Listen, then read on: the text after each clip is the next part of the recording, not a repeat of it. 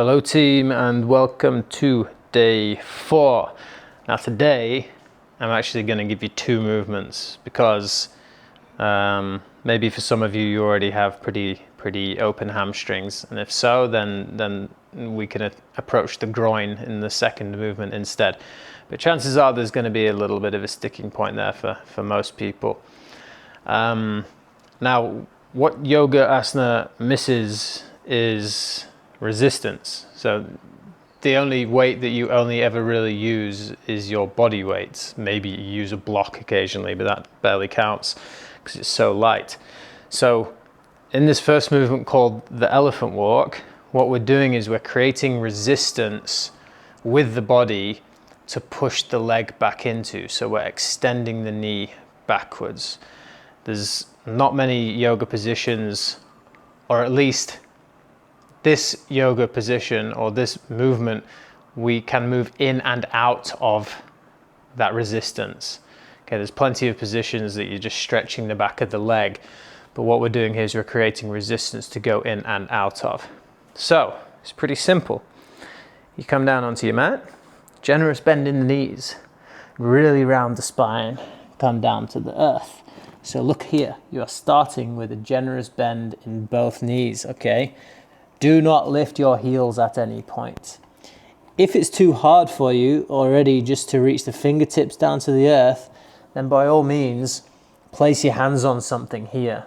If you've got really tight hamstrings, then you could even use a ledge like we did yesterday, or a stair, anything that you can just push down into. So I'm going to use the ground, push my fingertips down into the earth, generous bend in both the knees, and now watch this. I just lengthen one leg. So I'm really thinking about pushing the knee towards the back of the room.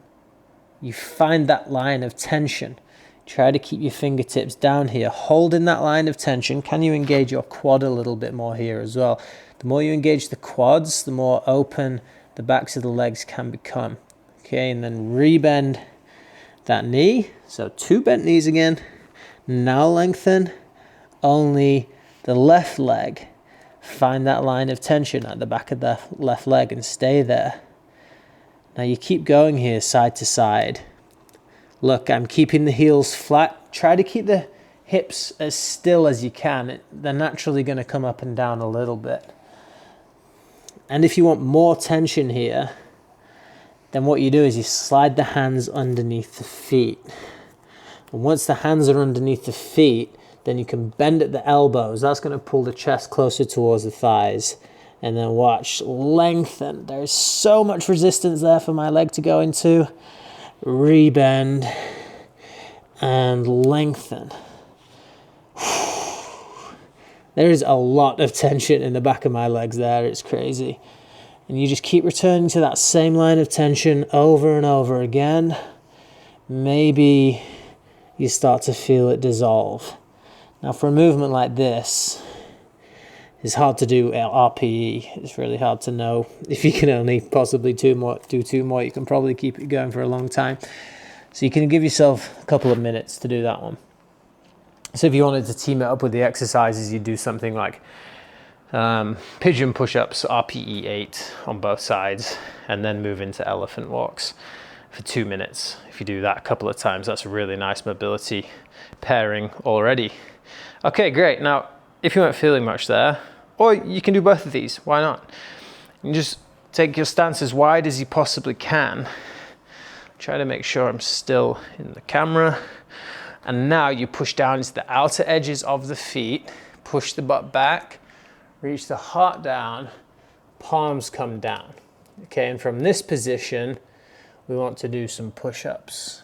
Okay, so not only are we using the arms here, but you're using the strength of the hips to lift up and down. So this is pancake push-up. Again, this is going to be really nice to get into the groin and into the hamstrings. Engage the quads as much as you possibly can here. I know a lot of people are going to be really tight in this range, Maybe eventually you can take the hands away and just use the strength of the legs to come up and down. And again, for this one, you want to be looking for a minute or 2 minutes, whatever you can take, but trying to get up to a minute to begin with is a really nice start point, and then walk the feet slowly back to the center. Really nice and slow to come out of these. Whew, I'm feeling them. And there you have it. You got your elephant walks and your special bonus, the pancake push-ups as well. So there's 2 really, really nice movements for you to get into. And if you notice, what we're doing here is the very yoga-esque style movements, but instead of just staying in them, we're moving in and out of them. Okay, it's simple, but it's really powerful, and not many yoga teachers teach you how to do that. Okay, so you're really teaching the body to move in and out of these movements safely, which is what's going to build you strength there. That's what's going to build you mobility there, and more flexibility. It's all basically the same thing anyway. All right, enjoy and see you tomorrow. Thanks.